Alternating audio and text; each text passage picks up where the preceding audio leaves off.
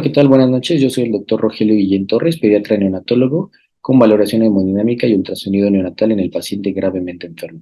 Les voy a mostrar el trabajo que hicimos, que fue publicado el año pasado en la revista Frontiers, el cual lleva por nombre Ecocardiografía neonatal dirigida y ecografía pulmonar en recién nacidos prematuros con enfermedad pulmonar crónica, con y sin hipertensión pulmonar, evaluados mediante un algoritmo estandarizado. Este es el artículo que fue publicado, lo pueden encontrar en la revista Frontiers. Tuve el honor de estar con la doctora Janet Sánchez, con el doctor Daniel Ibarra, con la doctora Rosario Becerra y el doctor Horacio Márquez. La introducción de este artículo fue porque la displasia broncopulmonar, que en este trabajo nos vamos a referir como enfermedad pulmonar crónica, es la morbilidad más común en los recién nacidos prematuros, consecuencia de una inmadurez de las vías respiratorias, la disminución en la alveolarización y el crecimiento pulmonar reducido, tanto alveolar como vascular.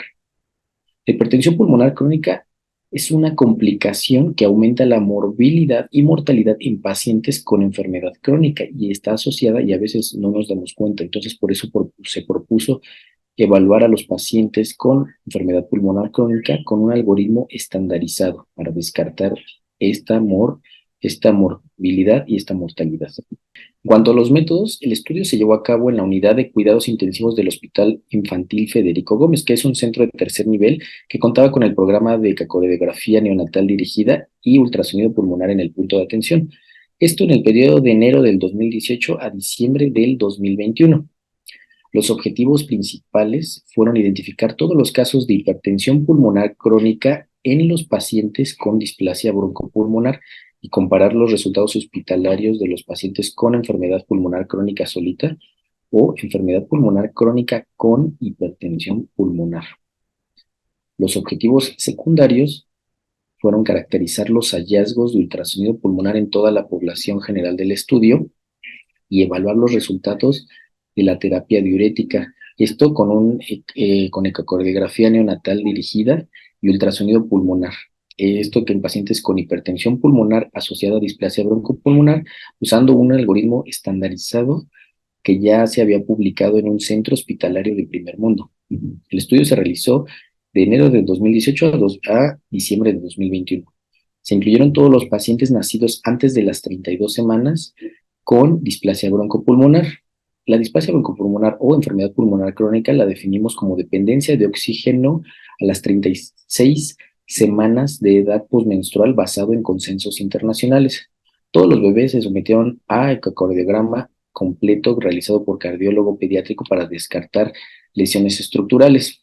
Los pacientes fueron evaluados clínicamente y estudiados por ecocardiografía y tratados con un algoritmo estandarizado previamente descrito. Se añadió el ultrasonido pulmonar en el punto de atención como parte de la evaluación de la enfermedad pulmonar crónica, pero esto sin influir en las decisiones del tratamiento.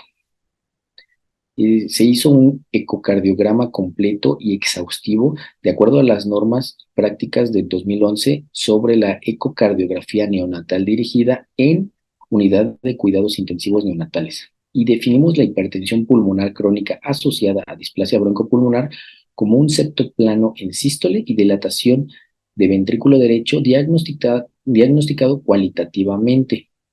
Todos los casos de hipertensión pulmonar crónica asociados a enfermedad pulmonar crónica o displasia broncopulmonar fueron manejados y seguidos por el equipo de valoración hemodinámica. La hipertensión pulmonar crónica secundaria a defectos septales, auriculares y ventriculares fue manejada y seguida por el departamento de cardiología y no se incluyó en el análisis antes y después del tratamiento diurético. Para el ultrasonido pulmonar, exploramos las 6 regiones del tórax anterior y lateral. Esto con clips de 6 segundos con escaneos longitudinales de medial a lateral. Y definimos una línea pleural gruesa como una línea pleural que mide más de 0.5 milímetros. Y el edema pulmonar lo definimos en función a áreas exentas cualitativas y del recuento de las líneas B. Esa fue la forma de definir el edema pulmonar. Entonces, Se siguieron las recomendaciones de Jane y colaboradores para el tratamiento de la hipertensión pulmonar crónica asociada a displasia broncopulmonar, que consistía en furosemide a 1 miligramo kilodosis 2 veces al día vía intravenosa o 2 miligramos kilodosis 2 veces al día vía oral. Esto durante 5 y 7 días. Se cambiaba a hidroclorotiazida o espironolactona si la administración del diurético inducía mejoría en los síntomas respiratorios, y los vasodilatadores pulmonares como sildenafil se reservaron para casos donde los síntomas clínicos no mejoraban a pesar del tratamiento diurético. A estos pacientes se les dio seguimiento una semana, en 5 a 7 días después del inicio del tratamiento, y el soporte respiratorio y el retiro gradual del oxígeno dependían del equipo de neonatología a cargo. Esto se iba disminuyendo para tener una saturación objetiva de 90 a 94%, y se recuperaron datos demográficos y detalles del manejo en base a los expedientes clínicos. Se recopilaron electrolitos tomados antes del tratamiento y los primeros después del tratamiento. Y también se revisaron todos los registros de radiología en busca de nefrocalcinosis.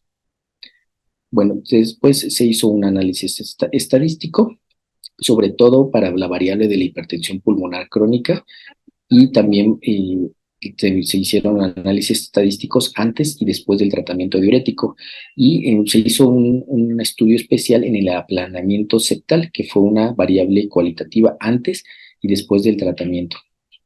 En cuanto a los resultados, fueron los siguientes: 72 pacientes con displasia broncopulmonar, que es de edad gestacional de 29 semanas, fueron evaluados a las 36 semanas de edad postmenstrual. El 80% de estos pacientes recibieron tratamiento con surfactante, 68% tuvo sepsis temprana y 54% tuvo sepsis asociada a los cuidados de la salud. El 44% tuvo un conducto arterioso permeable y el 12% un cierre quirúrgico.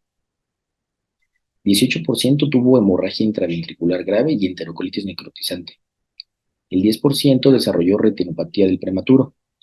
Los pacientes con hipertensión pulmonar asociada a displasia broncopulmonar e hipertensión pulmonar crónica asociada a cardiopatías congénitas de flujo pulmonar aumentado tuvieron más días de ventilación mecánica, tenían más probabilidades de desarrollar retinopatía del prematuro y aumentaron más la mortalidad.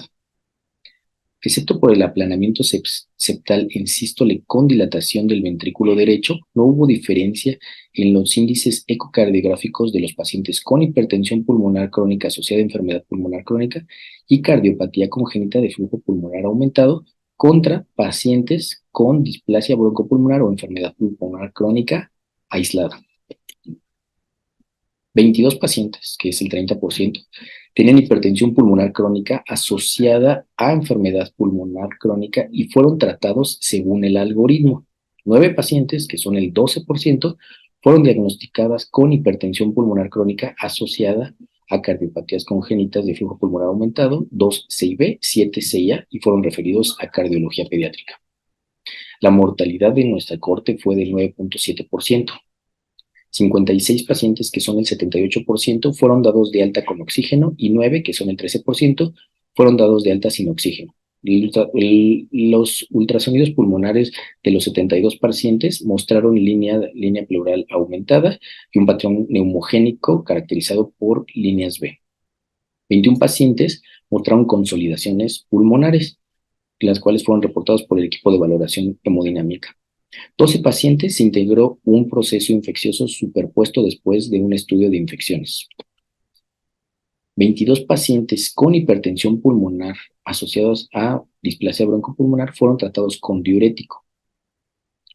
Y ya el seguimiento de los pacientes con hipertensión pulmonar asociada a displasia broncopulmonar fue seguido por el equipo de valoración hemodinámica. Al inicio del tratamiento, 3 pacientes estaban en ventilación mecánica, 7 en CPAP nasal, 2 en cánula nasal de alto flujo y 10 en cánula nasal de bajo flujo. En el ultrasonido pulmonar basal, el primerito, el 59% mostró edema moderado. Esto fue valorado subjetivamente con las áreas reservadas del 50%, y el 32% mostró edema severo, áreas reservadas del 25%. El diámetro diastólico del ventrículo derecho disminuyó, aunque la diferencia no alcanzó significancia estadística.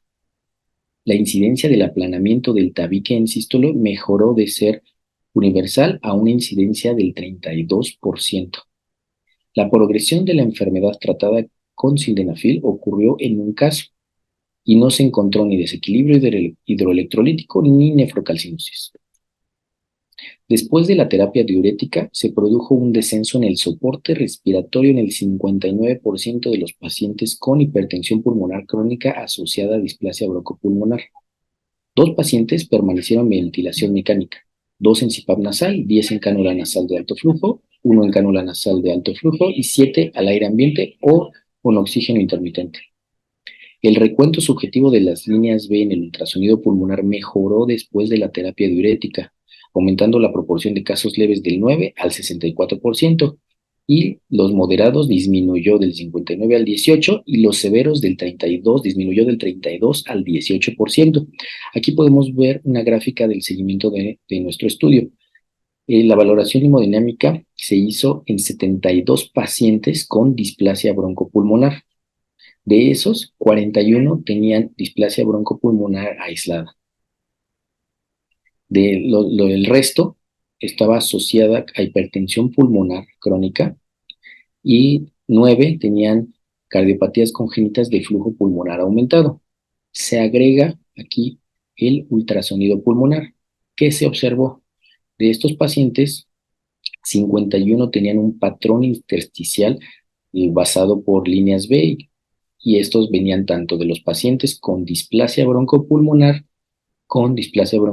asociada a hipertensión pulmonar crónica y cardiopatías congénitas de flujo pulmonar aumentado. De esos, 21 también tenían un patrón de pulmonar afectado, pero que tenían consolidaciones, o sea, un patrón de líneas B más consolidaciones, 21%. Le dimos seguimiento, se le dio seguimiento a esos pacientes, y de esos pacientes, 56 pacientes se disminuyó el requerimiento de oxígeno o la fase de este, 9 sin oxígeno, y la mortalidad fue de 7. Aquí podemos ver la siguiente figura, donde vemos la mejoría de tanto el ultrasonido pulmonar como de los requerimientos de oxígeno antes y después del ultrasonido. Aquí se ve un patrón intersticial por líneas B que se ve más aumentado al principio. Se da la terapia diurética y se ve una disminución significativa en las líneas B. Y también el soporte ventilatorio se ve cómo empezó en la ventilación mecánica, CPAP, las cánulas de alto flujo y cánula de bajo flujo, y cómo fueron mejorando, cómo pasaron a CPAP nasal, a cánulas de alto flujo, bajo flujo, a oxígeno indirecto e incluso al aire ambiente. Y aquí también recabamos toda la información demográfica, esto basado en los expedientes clínicos. Y nuestra discusión fue que con el uso de un algoritmo estandarizado se examinaron 72 pacientes, identificando 43% hipertensión pulmonar crónica. Este grupo mostró una mayor morbilidad con más días de ventilación mecánica, mayor incidencia de retinopatía de prematuro y un aumento de la mortalidad antes del alta. Esto concuerda con la literatura, que muestra que alrededor del 20% de los pacientes con displasia broncopulmonar tienen hipertensión pulmonar crónica. Esto aumenta, entre la displasia broncopulmonar sea más grave, aumenta más el riesgo de que tenga hipertensión pulmonar. Sin embargo, hay una variabilidad significativa en la práctica clínica con respecto a la detección y el tratamiento. Mourán y colaboradores mostraron que la enfermedad vascular pulmonar temprana, basada en ecocardiografía a los 7 días de edad, con aplanamiento septal y dilatación ventricular, se asocia con el desarrollo de hipertensión pulmonar, y esto se puede usar para la identificación de pacientes con alto riesgo. Desde que se estableció la detección ecocardiográfica en pacientes con displasia broncopulmonar, identificando la dilatación del ventrículo derecho, los diuréticos se han utilizado como terapia adecuada para tratar el edema alveolar y disminuir la poscarga del ventrículo derecho. En este estudio se muestra que la detección a las 36 semanas de edad posmenstrual y el uso de diuréticos como terapia de primera línea en recién nacidos con dilatación del ventrículo derecho ayudaron a estabilizar la enfermedad y mejorar los síntomas. Y en este mismo estudio se ve que la enfermedad pulmonar crónica con hipertensión pulmonar tuvieron resultados después después se dio seguimiento post-alta comparable a los de los lactantes sin hipertensión pulmonar. En contraste, nuestra población de pacientes con enfermedad pulmonar crónica asociada a displasia broncopulmonar tuvo tasas aumentadas de ventilación mecánica, retinopatía y aumento en la mortalidad. Sí, nuestro estudio tiene varias limitaciones, ya que consistió en una descripción retrospectiva y no tuvimos un grupo de comparación. Otra limitación fue que nuestro servicio funcionaba como un servicio de consulta y las decisiones dependían totalmente del equipo tratante. La reducción respiratoria también decidía por el equipo tratante y no fue estandarizada. Respecto al ultrasonido pulmonar, se podría ser útil en estudios posteriores considerar una valoración más estandarizada con un puntaje. Y hubo una tasa de uso de esteroides postnatales en la población con hipertensión pulmonar crónica en el 71%. Entonces, eso también puede contribuir a la reducción del manejo respiratorio. Y ese fue nuestro estudio. Bueno, muchas gracias por la invitación. Hasta luego. Agradezco a la Asociación de Médicos de Neonatólogos de la Ciudad y Valle de México por la invitación. Y bueno, comenzando con el tema, ¿cómo se ha llevado a cabo la evolución del hombre? Que esta ha sido en los últimos años a pasos agigantados, que ya para nosotros es muy importante el uso de la tecnología. Y el uso de la tecnología no se limita al uso de los dispositivos con los que contamos actualmente. Para nosotros también es muy importante el uso de tecnologías como es el contar con un aparato de ultrasonido que nos permite detectar de una manera importante o un alto número de pacientes con cardiopatías. Sin embargo, sabemos que esta no es una herramienta que podamos utilizar en todos los pacientes que nosotros vemos. Por eso es que sabemos que existen diferentes herramientas con las que podemos contar, como nos lo muestra este artículo, en el que nos hablan acerca del diagnóstico prenatal y del recién nacido con cardiopatía congénita crítica y cuáles son los tres pilares del tamiz cardíaco. Sabemos que el tamiz cardíaco fetal también es algo que en los últimos años se ha implementado cada vez más y esto lo hacemos con el apoyo de los médicos materno-fetales que son los encargados justamente de realizar este tamiz y ya una evaluación más avanzada por un cardiólogo fetal cuando se detecta algo. El siguiente pilar es justamente la exploración física, que es la que realizamos a todos nuestros bebés día con día. Pero también en los últimos años se ha agregado una herramienta más que es de muchísima utilidad, la cual es el tamiz cardíaco neonatal. Y bueno, necesitamos saber ¿cuáles son las limitaciones de cada una de estas herramientas con las que contamos?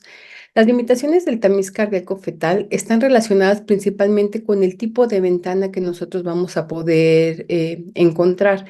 De manera ideal, todos esperaríamos poder encontrar imágenes como las que observan a la izquierda, en donde tenemos un cuatro cámaras que es muy claro de visualizar, un arco aórtico y los tractos de salida. Sin embargo, en muchas ocasiones, al realizar esta evaluación, nos encontramos con bebés que están en una posición que en la cual no nos permite evaluar, como puede ser esta, la primera imagen, en donde lo que estoy señalando es la columna vertebral, la cual al estar hacia enfrente, o le llamamos nosotros dorso anterior, pues prácticamente nos limita la visualización que podemos tener del corazón. O en algunas otras ocasiones, otras de las limitaciones, pues es el índice de masa corporal de la madre, en donde al ser muy elevado, pues el haz de ultrasonido no puede atravesar de una manera adecuada para poder observar de manera clara el corazón y en muchísimas ocasiones tenemos que utilizar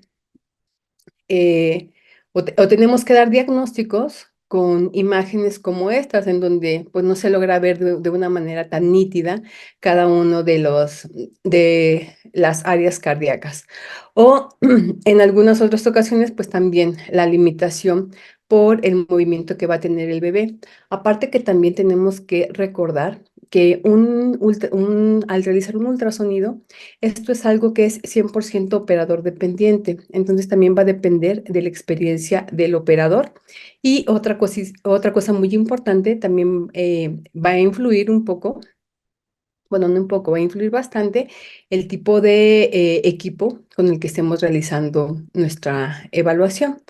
Y bueno, las limitaciones que vamos a tener al momento de realizar una exploración física va a ser que al encontrarnos con un bebé que acaba de salir de una etapa fetal en donde la circulación fetal era diferente a la circulación neonatal, pues tenemos que pasar por un periodo de transición. Y durante ese periodo de transición, algo que vamos a encontrar va a ser justamente pues que nuestro bebé va a tener las resistencias vasculares pulmonares incrementadas, el foramen oval va a estar permeable en un alto porcentaje de pacientes y por supuesto también el conducto arterioso, que sabemos que va a tener un cierre fisiológico y otro anatómico, pero estos no se van a llevar a cabo en la mayoría de los casos en las primeras horas o días de vida. Por lo tanto, el hecho de tener estos cortocircuitos abiertos puede enmascarar una cardiopatía congénita crítica. Justamente tomando en cuenta estos factores que acabamos de mencionar al momento de realizar un tamiz cardiológico fetal y realizar una exploración física a fondo en un bebé que acaba de nacer, pues se han creado otras herramientas las cuales nos permiten identificar de una manera pues un poquito más clara o no, o es una herramienta más de apoyo para poder determinar si un bebé tiene riesgo de presentar una cardiopatía congénita crítica. Y bueno, yo sé que en muchísimas ocasiones, cuando nosotros llegamos a ver estas pantallitas, que son justamente las pantallas que observamos al realizar el tamiz cardiológico, pues muchas veces únicamente nos dejamos guiar por el hecho de que aparezca rojo o que diga criterios no cumplidos o que aparezca en verde con criterios de protocolo cumplidos, pero necesitamos saber un poquito más allá de solamente ver una pantalla que nos indica esto, poder decir cuál es la importancia de que se realice un tamiz cardiológico. Digo, esto es algo que se ha mencionado en muchísimas ocasiones, pero bueno, quisiera darle un poquito más de énfasis con lo siguiente. Si nosotros observamos a las imágenes de estos 5 bebés, yo creo que pues para la mayoría podemos decir que son bebés como cualquier otro, pero en este caso, todos estos bebés o estos 5 bebés tienen en común que eran portadores de una cardiopatía congénita crítica. Sin embargo, al momento de verlos a simple vista, pues quizás pues no lo sospechamos de primera instancia. La cuestión o el motivo por el cual sabemos que estos bebés tienen una cardiopatía congénita crítica es porque tenían un diagnóstico prenatal. ¿Y qué es lo que pasa en muchas ocasiones cuando tenemos un diagnóstico prenatal de una cardiopatía congénita? Algo a lo que nos hemos enfrentado en años anteriores, quizás ya es muchísimo menos frecuente, es que al momento de que nace este bebé y tiene un diagnóstico de una cardiopatía congénita crítica y se ven los bebés en esas condiciones, en muchas ocasiones llegamos a pensar, bueno, los padres llegan a pensar, e incluso algunos de nosotros llegamos a pensar que quizás el diagnóstico prenatal fue erróneo, porque pues el bebé se ve en magníficas condiciones, pero justamente el bebé está en magníficas condiciones por lo que habíamos comentado previamente, por los cortocircuitos que se encuentran presentes durante los primeros días de vida y que puede enmascarar justamente estas cardiopatías. ¿Qué es lo que pasa cuando no tenemos un diagnóstico prenatal y que los bebés ya estuvieron un tiempo en este periodo en el que aparentaba estar todo bien y de repente sufren un deterioro súbito? Pues justamente es cuando ahí ya no nos queda duda de que la cardiopatía crítica existe. Pero no tenemos que llegar a estas instancias justamente para poder saber que esa cardiopatía puede existir. Este es la imagen de un bebé en el cual a mí me pidieron la evaluación a los 2 días de vida. Fue una evaluación de protocolo por el servicio de genética porque habían observado ahí algunos rasgos que no les parecían normales y solicitan la evaluación. Durante esa evaluación, al segundo día de vida, se detecta una cardiopatía congénita crítica y al siguiente día pues ya nos encontramos con un bebé que ya estaba manifestando justamente pues esta cardiopatía congénita crítica al haberse cerrado específicamente o haber tenido una disminución importante del calibre del conducto arterioso.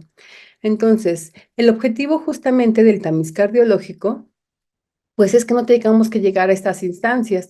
Y por eso es que desde 2011 en Estados Unidos se publicó los algoritmos de Kemper, en donde nos mostraba cuáles eran las herramientas que podíamos utilizar para poder detectar que estos bebés tenían cardiopatía justamente antes de que la manifestaran.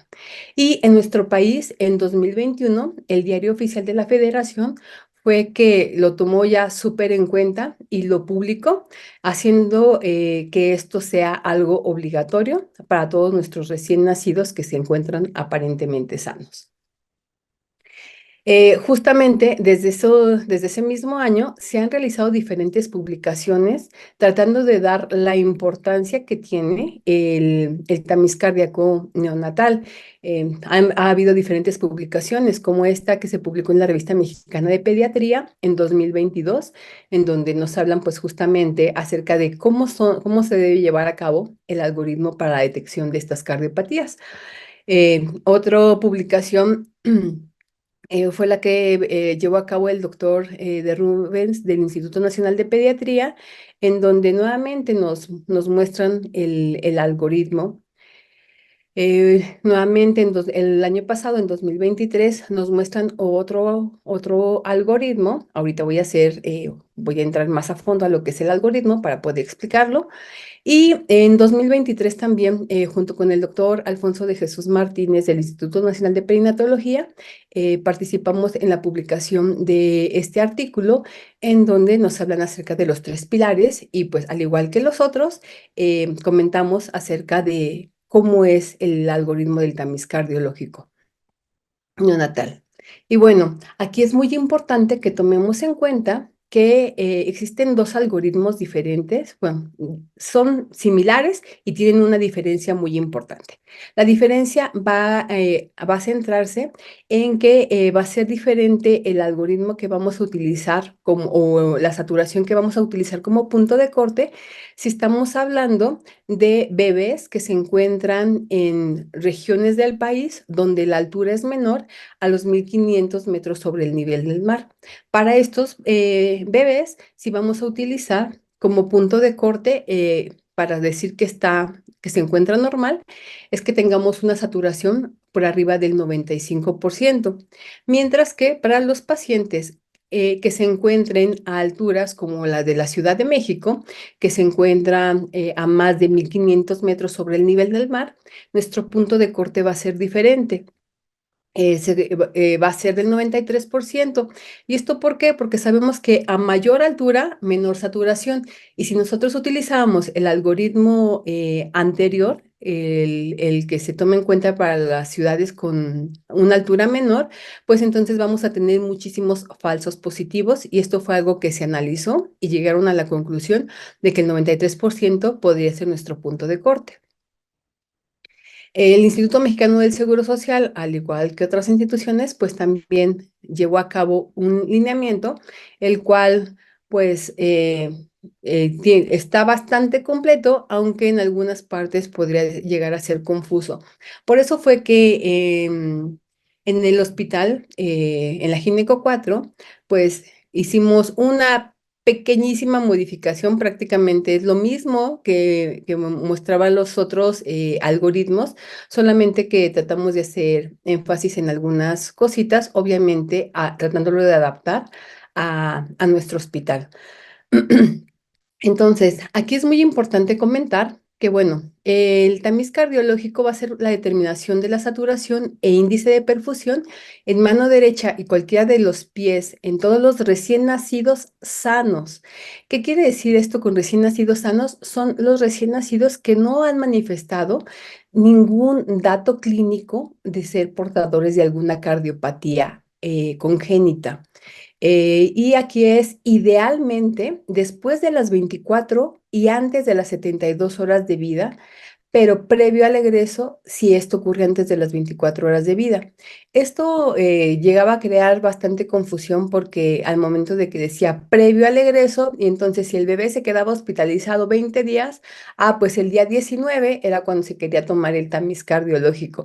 Y pues no, al decir previo al egreso es siempre y cuando el egreso ocurre en menos antes de las 24 horas de vida. ¿Esto por qué? Pues con la intención de que el bebé tenga el tamiz y que y que no vaya a tener una cardiopatía crítica que se pueda ir, como se fue de una manera muy temprana, pues entonces él ya no tuvo la oportunidad de realizarse el tamiz y que las manifestaciones las presente pues más adelante. Entonces, para esto, como igual que en otros algoritmos, de hecho, esta es una modificación de uno de los algoritmos, eh, nos ponen en rojo cuando es una alteración o cuando el tamiz salió totalmente positivo y por lo tanto, pues ahí inmediatamente lo que se tiene que hacer es necesario realizar un ecocardiograma pues lo antes posible. Aquí especificamos que fuera en el transcurso de 48 horas posteriores al resultado positivo. Mientras tenemos en amarillo los pacientes que se encuentran, podríamos decir, como dudosos, son aquellos que tienen una saturación entre 90 y 92,9% o en los cuales existe una diferencia de saturación entre la mano derecha y el pie mayor del 3% o que puede estar, en los cuales puede estar alterado el índice de perfusión, el cual va a ser menor de 0,7 en cualquiera de las extremidades. Sabemos que cuando nuestro resultado se encuentra en esta parte amarilla, lo ideal es que esperemos 15 minutos y volvamos a realizar la medición. Si después de esos 15 minutos realizamos nuevamente la medición y nos encontramos algo parecido, tenemos que esperar nuevamente 15 minutos y repetir el tamiz. Sin embargo, cuando después de que esperamos estos 15 minutos, encontramos una saturación menor del 90% en cualquiera de las extremidades, en automático volvemos a considerarlo o ya lo consideramos positivo y tenemos que llevar a cabo el ecocardiograma como se había comentado de manera inicial cuando teníamos esta saturación. Y si después de 2 evaluaciones volvemos a obtenemos una tercera, pues ya se considera como positivo y hay que realizar el ecocardiograma como se consideró de manera inicial. Y en verde nos encontramos a los pacientes que van a tener una saturación mayor del 93% o una diferencia menor al 3% entre la mano derecha y alguna de las extremidades inferiores, así como un índice de perfusión mayor del 0,7 en ambas extremidades. Entonces, cuando nosotros nos encontramos que nuestro resultado del tamiz se encuentra en esta parte, valga la redundancia, justamente que es cuando nos menciona que los criterios de protocolo están cumplidos, pues entonces en este caso tenemos o podemos decir que nuestro paciente tiene una prueba negativa y que tiene una baja probabilidad de ser portador de una cardiopatía congénita crítica. Y aquí quiero hacer énfasis en que existe una baja probabilidad. de que pueda ser portador de una cardiopatía congénita crítica, más no lo excluye al 100%. Y también otra cosa que es importante es mencionar que esto está diseñado para detectar cardiopatías congénitas críticas. Por lo tanto, no va a haber cardiopatías que no van a poder ser detectables por tamiz cardiológico, como puede ser la presencia de una comunicación interventricular, la cual es una cardiopatía congénita, pero no es crítica y por lo tanto puede pasar desapercibida tanto por el tamiz cardíaco fetal como por la exploración física, y esto principalmente influenciado por las resistencias vasculares pulmonares, las cuales están incrementadas de manera inicial y en la cual definitivamente no se va a poder diagnosticar tampoco por tamiz cardiológico. Y bueno, aquí voy a mostrar algunos ejemplos de cómo se tiene que llevar a cabo justamente este protocolo. Aquí tenemos un ejemplo de un recién nacido de 48 horas de vida, en el cual obtenemos este resultado del tamiz cardiológico. En la mano derecha tenemos una saturación de 92.3%, en el pie de 94% y la diferencia es del 1.7%. Y en este caso, el índice de perfusión pues se encuentra dentro de lo normal, arriba de 0.7. Aquí el aparato en automático nos indica que los criterios de protocolo no son cumplidos y nos especifica que es porque tiene una saturación menor del 93%. Si nosotros nos vamos a al semáforo que teníamos de colores en nuestro algoritmo, podemos ver que caeríamos justamente en la parte amarilla, que sería como la parte dudosa, en donde no es ni positivo ni negativo. Por lo tanto, ¿qué es lo que tendríamos que hacer o tendría que ser nuestra conducta a seguir? Pues repetir, esperar 15 minutos y en 15 minutos volver a repetir el tamiz. Y bueno, ¿qué es lo que pasa si después de esos 15 minutos nosotros volvemos a obtener un resultado con criterios de protocolo no cumplidos? Pero esta vez los criterios de protocolo no cumplidos son porque tenemos una saturación menor del 90%. En este caso, si nosotros nos vamos nuevamente a nuestro semáforo de colores, vamos a ver que vamos a caer en la parte en roja, en donde tenemos una saturación, que es la de la mano derecha, en la cual se encuentra menor del 90%. Y aquí lo menciona, que esto tiene que ser en al menos una extremidad. Al encontrarnos en la parte roja, podemos considerar que este tamiz ya se encuentra positivo, aunque no fue de manera inmediata, pero al ser positivo, nuestra siguiente conducta es necesario descartar que tengamos alguna cardiopatía congénita crítica y por lo tanto tendría que tomarse un ecocardiograma transtorácico diagnóstico en las próximas 48 horas de vida. Y si tenemos el mismo paciente con el escenario que habíamos comentado inicialmente, después de repetir la prueba a los 15 minutos, nos encontramos que esta vez nos dice que los criterios de protocolo no son cumplidos porque tiene un índice de perfusión menor a 0.7, como es este caso en la extremidad derecha. Lo que tenemos que hacer, pues es nuevamente caemos en esta parte, en la parte amarilla del semáforo y por lo tanto tendríamos que repetir nuevamente la prueba y 15 minutos después. Si el resultado después de que repetimos, hicimos un tercer análisis y lo que obtenemos son criterios de protocolo cumplidos. Y hablamos de criterios de protocolo cumplidos porque si se fijan, en ambas extremidades tenemos una saturación mayor del 93%. Nuestra diferencia de saturación no es mayor al 3% y nuestro índice de perfusión es mayor al 0.7%. Por lo tanto, consideramos, esto lo encontramos ya en la parte verde del semáforo y por lo tanto podemos decir que esta es una prueba negativa y existe una baja probabilidad de que nuestro paciente sea portador de una cardiopatía congénita crítica. Pero, ¿qué es lo que hubiera pasado si después de esos 15 minutos, de esos segundos, 15 minutos, volvemos a obtener un resultado parecido al anterior?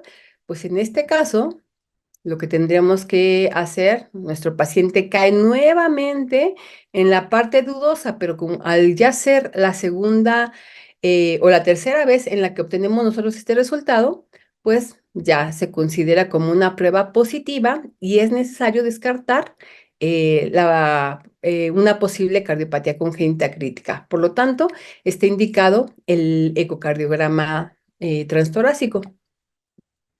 ¿Y qué es lo que pasa? Otro ejemplo, un paciente, un recién nacido de 55 horas de vida, con criterios de protocolo cumplidos, por lo que ya habíamos mencionado, este paciente cae en la parte verde donde ya habíamos comentado, su saturación es mayor del 93% en ambas extremidades. Tenemos una diferencia menor al 3% y tenemos un índice de perfusión mayor al 0,7%. Por lo tanto, este paciente cumple todos estos criterios y podemos considerar que la prueba es negativa con una baja probabilidad de una cardiopatía congénita crítica, por lo que puede llevar el seguimiento de cualquier otro bebé. Entonces, pues es muy importante la determinación del tamiz cardiológico. Es muy importante que lo realicemos. En el hospital, en México 4, pues tenemos un alto número de nacimientos de manera anual. Tenemos entre 10,000 y 12,000 nacimientos de manera anual. Esto no se vio afectado por la pandemia. Al contrario, como no fuimos hospital de referencia para pacientes COVID, fuimos hospital de referencia, pues para las pacientes embarazadas y por lo tanto, pues el número de nacimientos no se vio afectado y pues la cantidad de pacientes que tenemos, pues es impresionante y esta es una herramienta muy, muy útil para que nosotros podamos detectar pacientes que puedan ser portadores de una cardiopatía congénita crítica. Yo muchas veces le he dicho a mi jefe, para mí sería más fácil irme a la sala de altas y ahí realizarles un rastreo rapidísimo a todos, pero ya pensándolo bien, al ser 12,000 nacimientos, como que sí estaría muy cañón estar ahí prácticamente 24/7 para poder hacer esta evaluación. Por lo tanto, pues tenemos una herramienta que nos es de muchísima utilidad y en la cual, pues si la aprovechamos, podemos detectar un alto número de pacientes con cardiopatía congénita crítica y quisiera mostrarles este caso en especial. Este es un bebé de 9 días de vida que me tocó evaluar, bueno, justamente al día 9. Era un bebé que había sido un nacimiento o había tenido un parto fortuito. Ese fue el motivo por el cual el bebé permanecía hospitalizado al día 9 de vida por el riesgo, porque se consideró que tenía riesgo de sepsis por las condiciones de nacimiento. Al día 9 de vida, a mí me piden una evaluación porque habían visto un breve periodo de polipnea justamente hasta ese día. Al momento de hacer la evaluación, pues nos llevamos una gran sorpresa observando que este bebé era portador de un síndrome de ventrículo izquierdo hipoplásico. Aquí podemos observar la aurícula derecha, el ventrículo derecho, la aurícula izquierda y el ventrículo izquierdo pues prácticamente inexistente, ya que presentaba atresia valvular mitral. Y este bebé realmente, si nosotros lo veíamos, no parecía para nada un bebé en condiciones críticas. Y hablo de condiciones críticas tomando en cuenta todo lo que yo observaba en el ecocardiograma, en donde podemos ver que lo que está señalado con la flecha en la imagen inferior izquierda es la aorta ascendente, en la cual podemos ver que tiene un calibre súper, súper, súper pequeñito, al presentar también atresia valvular aórtica. y lo que mantenía con vida a este bebé eran dos cortocircuitos. El primer cortocircuito lo encontramos a nivel de los atrios, al presentar un foramen oval permeable amplio que permitía un cortocircuito de izquierda a derecha, permitiendo el paso de la sangre oxigenada de la aurícula izquierda a la aurícula derecha. Y el otro cortocircuito era el conducto arterioso que observamos en la imagen inferior derecha, en donde podemos ver que este que está señalado con la flecha y que estoy señalando, pues es justamente el conducto arterioso, el cual después de 9 días de vida, sin haber recibido en ningún momento prostaglandinas e incluso haber recibido por un breve periodo de tiempo oxígeno, ese conducto arterioso se mantenía abierto. Creo que muchos tenemos la idea de que el conducto arterioso es una estructura que en cuanto nace, inmediatamente naciendo bebé, inmediatamente el conducto se cierra y esto no es así. Digo, a lo largo de ya casi 10 años que llevo evaluando bebés en la gineco, pues he observado que esto realmente no es así. Hay muchísimos conductos que a pesar de todo, de que nosotros le pongamos oxígeno y hagamos miles de cosas, el conducto no se cierra y por el contrario, también hay otros que por más que queremos que se cierren, no se cierran. Pero bueno, este simplemente es un ejemplo de cómo si nosotros no hacemos todas las evaluaciones que tenemos que hacer. Esta era una cardiopatía que era altamente detectable por tamiz cardíaco fetal. No se realizó. Clínicamente, el bebé no presentaba soplos, no presentaba cianosis, por lo tanto, pues era difícil poder determinar que tenía una cardiopatía congénita crítica. Vuelvo a insistir, el motivo por el cual lo terminé viendo no fue pensando en que tuviese una cardiopatía congénita crítica, fue pensando en que pudiera tener un conducto arterioso permeable al día 9 de vida o que pudiera tener alguna otra cosa menor. Sin embargo, pues desafortunadamente estos fueron los hallazgos con este bebé y pues definitivamente el pronóstico pues no fue nada bueno.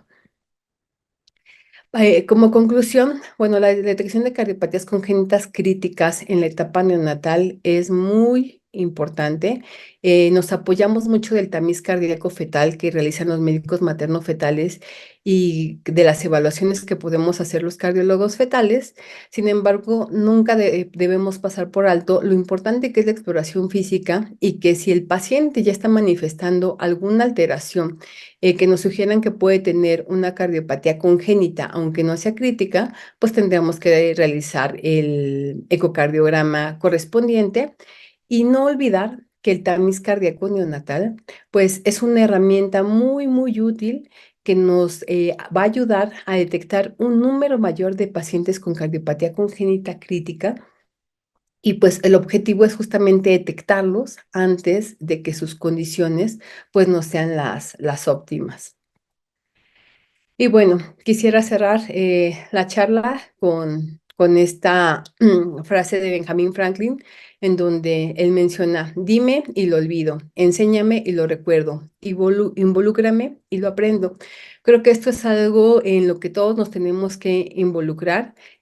Principalmente, pues tiene que existir un trabajo en equipo entre neonatólogos y cardiólogos pediatras para que nosotros podamos hacer o podamos detectar el mayor número de pacientes con cardiopatía congénita crítica. Y el hecho de detectarlo no va a querer decir siempre que tengamos que hacer algo intervencionista. En algunas ocasiones va a ser detectarlo únicamente para decir que este bebé va a ser candidato a cuidados paliativos. Espero que esta charla sea de utilidad y estaré pendiente para cualquier duda.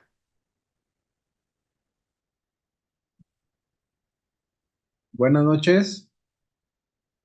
Bueno, el tema que voy a dar el día de hoy en este módulo de tamizaje es el tamizaje de hipertensión pulmonar en recién nacidos prematuros con displasia broncopulmonar.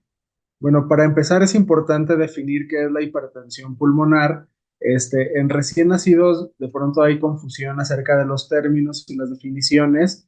Esta definición del grupo de consenso de la Guía de Hipertensión Pulmonar Pediátrica que se publicó inicialmente fue en 2015, donde se hablaba de una definición de hipertensión pulmonar similar a las guías internacionales. En 2018 se publicaron las guías de hipertensión pulmonar de la sociedad, las guías mundiales de hipertensión pulmonar del grupo de Niza en Francia, que definían ya una hipertensión pulmonar como una presión media de la arteria pulmonar mayor a 20 milímetros de mercurio en reposo. Esta definición fue adoptada en el consenso de 2019 del Grupo Europeo en la hipertensión pulmonar pediátrica. Es importante mencionar que estas mediciones deben de ser o están estandarizadas al ser obtenidas por cateterismo cardíaco derecho, y la edad en la que se pueden o que son válidas es a partir de los 3 meses de edad. Esto es principalmente porque, bueno, recordemos que el grupo de recién nacidos está caracterizado por una fisiología diferente a los grupos posteriores de edad, en lo que hay una disminución progresiva de las resistencias vasculares pulmonares en recién nacidos sanos y de término. Entonces, en recién nacidos prematuros puede tardar un poco más, y la definición o el consenso a nivel mundial es que sea esta definición aplicada a partir de los 3 meses de edad. La clasificación clínica de la hipertensión pulmonar consta de 5 grupos principales. El más frecuente en la etapa pediátrica es la hipertensión arterial pulmonar, que es el grupo 1, donde van incluidas todas las cardiopatías congénitas. Sin embargo, el grupo de pacientes con displasia broncopulmonar está incluida en el grupo 3, que es de hipertensión pulmonar asociada con enfermedades pulmonares. Aquí tenemos una tabla donde podemos ver las definiciones hemodinámicas de la hipertensión pulmonar, donde vemos que, bueno, como ya mencionaba al principio, es una presión media de la arteria pulmonar mayor a 20 milímetros de mercurio, y para el grupo que nos compete, bueno, esta es la medición más importante porque, bueno, hay otras características como la medición de la presión precapilar pulmonar y la presión de enclavamiento de la pulmonar, que son mediciones que son útiles cuando no se tiene un diagnóstico. ¿Cuál es la definición de displasia broncopulmonar? Principalmente, pues como ya todos ustedes saben como neonatólogos, la necesidad de oxígeno suplementario. A una edad corregida de 36 semanas postmenstruales, después de 28 días de vida postnatal en recién nacidos con edad gestacional menor a 32 semanas y cualquier recién nacido con necesidad de apoyo respiratorio a las 36 semanas de edad corregida, aunque no necesariamente requiera de oxígeno suplementario. Aquí en esta tabla de la clasificación de la displasia broncopulmonar de los Institutos Nacionales de Salud de Reino Unido, podemos ver que en pacientes con una edad gestacional menor a 32 semanas, aquí la evaluación que ellos recomiendan pues es a las 36 semanas de edad gestacional corregida o al momento de la alta hospitalaria, lo que ocurra primero a los dos.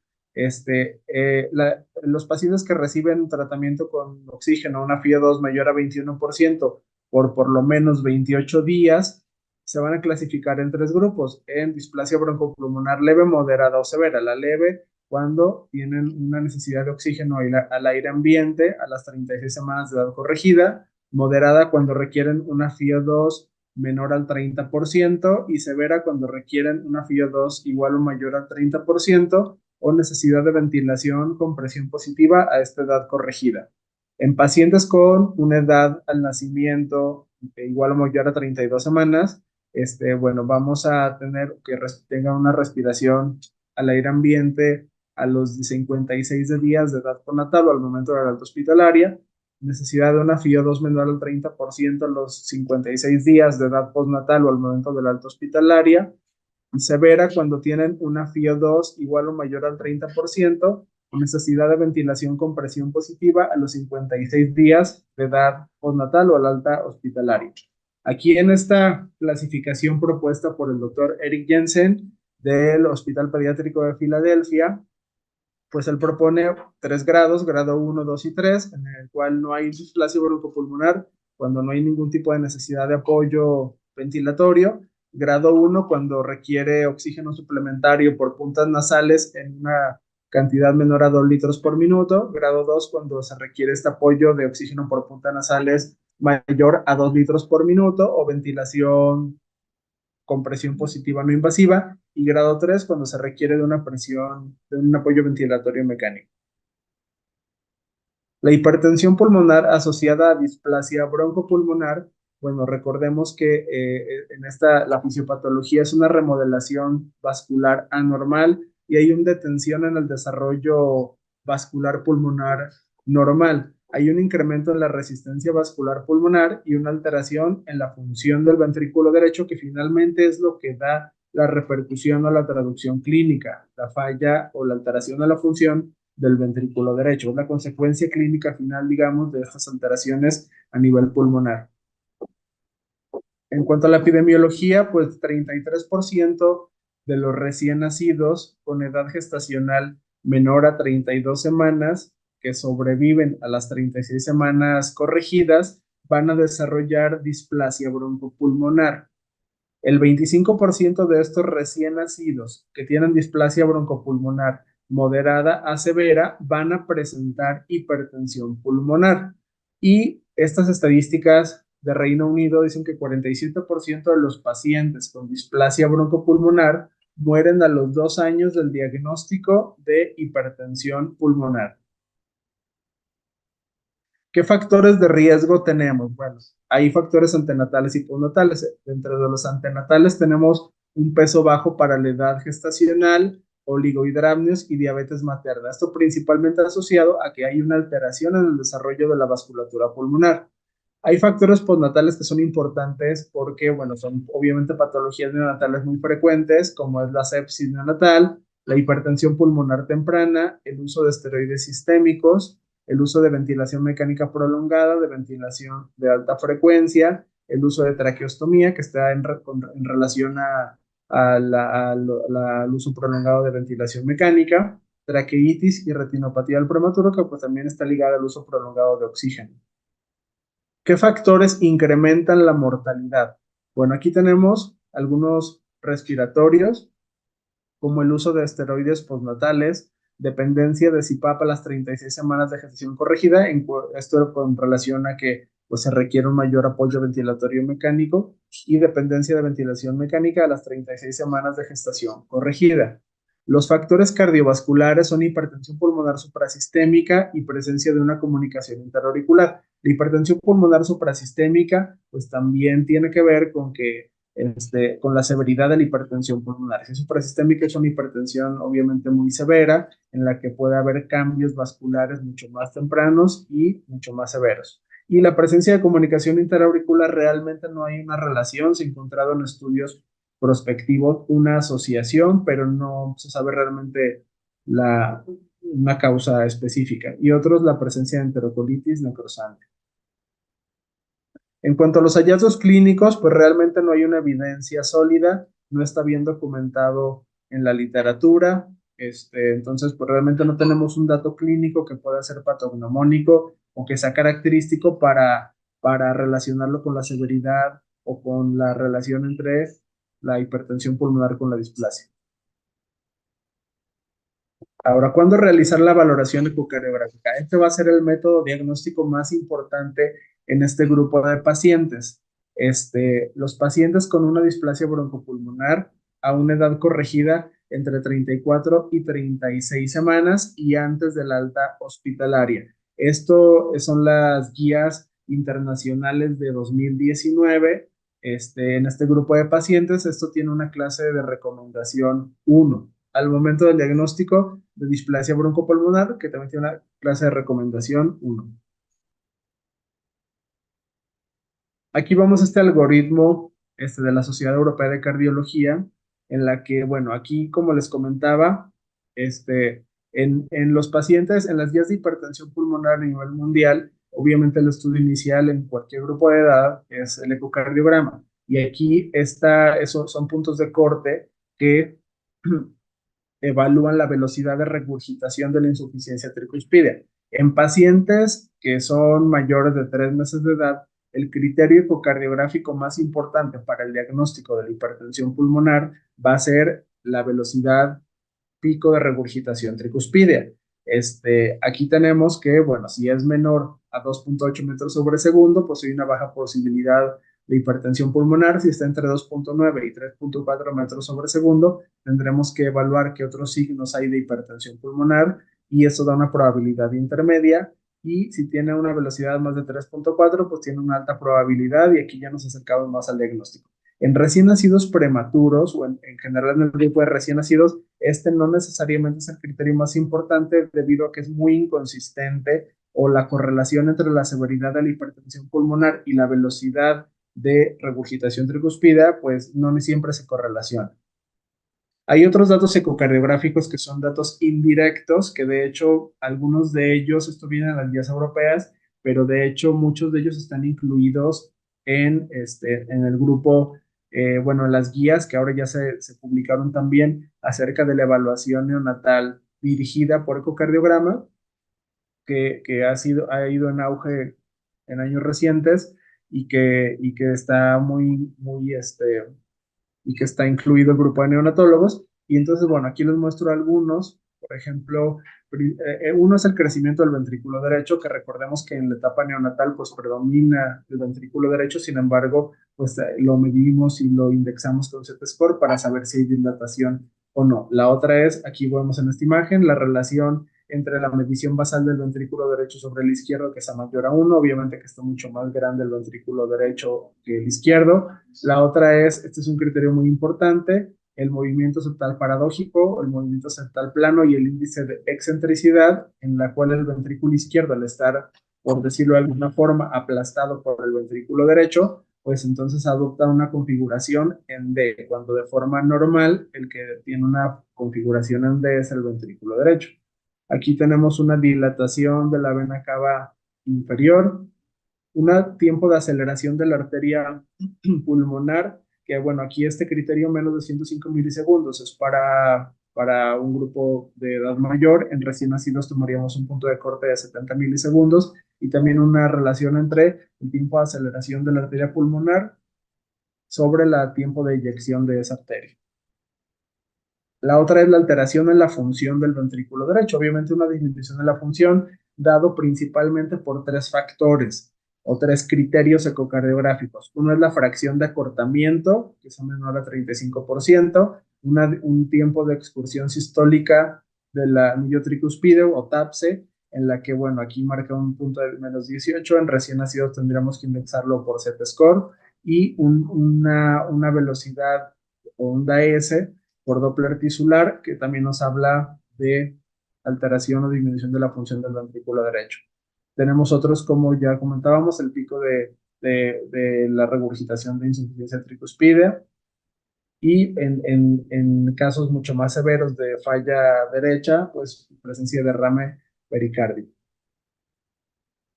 Aquí les muestro uno de los criterios más importantes, como en este eje paraesternal corto, a nivel de ambos ventrículos. Vemos aquí en la parte superior el ventrículo derecho, el cual está dilatado. Aquí está la medición del diámetro anteroposterior. Y aquí en la parte de abajo vemos el ventrículo izquierdo. Podemos ver aquí un movimiento septal plano. Y aquí estaban calculando el índice de excentricidad, que sería el diámetro, el diámetro anteroposterior del ventrículo izquierdo y el diámetro transversal. Aquí, como podemos ver, el índice pues, nos va a dar disminuido. ¿Cuál es el tratamiento de la hipertensión pulmonar asociado a displasia broncopulmonar? Bueno, uno es el oxígeno suplementario. Las guías europeas nos dicen que hay que mantener una oximetría de pulso mayor a 93% en pacientes con sospecha de hipertensión pulmonar y una oximetría mayor a 95% en pacientes quienes ya tienen el diagnóstico de hipertensión pulmonar. Las guías de la American Heart Association marcan una oximetría o nos recomiendan una oximetría entre el 92 y 95% de los pacientes que tienen un diagnóstico de hipertensión pulmonar. ¿Qué medicamentos son útiles en el tratamiento de estos pacientes? Bueno, diuréticos, que serían hidroclorotiazida y espironolactona, únicamente si hay datos de congestión. Este uso de estos medicamentos tiene una clase de recomendación 2 con un nivel de evidencia A. El sildenafil a dosis baja, aunque faltan estudios prospectivos en pacientes menores de 1 año, pues ha demostrado una utilidad muy significativa y es un medicamento de uso ambulatorio. Los antagonistas de receptores de endotelina, pues sería, como es el caso de Bosentan o Macitentan, que ahora ha tenido poco a poco un mayor uso y mayor investigación. Este es solo en casos individualizados, principalmente por el costo, que es muy elevado, y se requiere la realización de una medición invasiva antes de iniciar el tratamiento, es decir, realización de un cateterismo cardíaco derecho.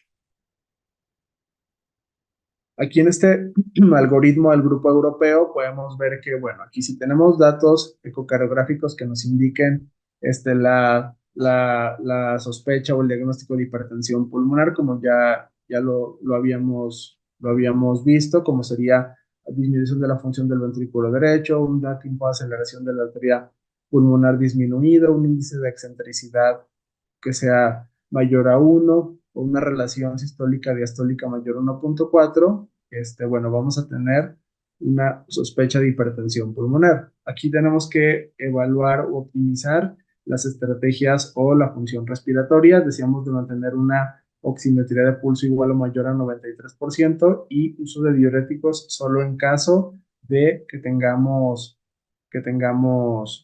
datos de congestión. Si tenemos ya el diagnóstico con estos datos de criterios de hipertensión pulmonar, entonces pues el grupo europeo, como mencionaba, recomienda una oximetría de pulso igual o mayor a 95% y el uso de diuréticos pues igual con las mismas indicaciones. Se va a realizar una evaluación clínica, ecocardiográfica, y ellos consideran también el uso de péptido-natriuréticos que recientemente pues está también, bueno, no reciente, ya lleva mucho tiempo, pero que últimamente ha sido más estandarizado su uso para el diagnóstico de insuficiencia cardíaca, tanto para el diagnóstico como para el seguimiento. Entonces, en pacientes que tienen hipertensión pulmonar, sobre todo severa, pues es un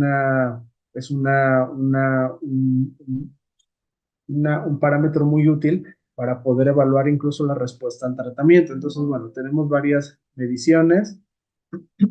Aquí tenemos considerar incluso si la hipertensión pulmonar es severa por ecocardiograma, realización de cateterismo cardíaco derecho.